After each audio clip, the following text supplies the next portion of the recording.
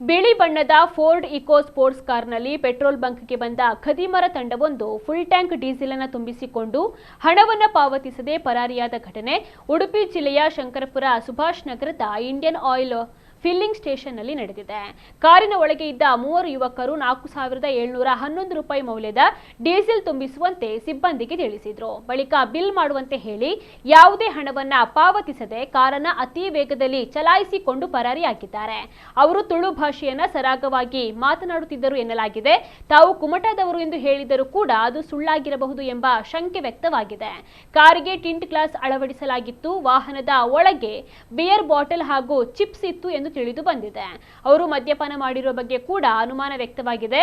CCTV ದೃಶ್ಯಗಳಲ್ಲಿ ಕಾರಿನ ನೋಂದಣಿ ಸಂಖ್ಯೆ ಸ್ಪಷ್ಟವಾಗಿ ಕಾಣಿಸದ ಕಾರಣ ವಾಹನದ ಗುರುತನ್ನ ಪತ್ತೆ ಹಚ್ಚಲು ಪೊಲೀಸರು ತನಿಖೆಯನ್ನು ಮುಂದುವರಿಸಿದ್ದಾರೆ.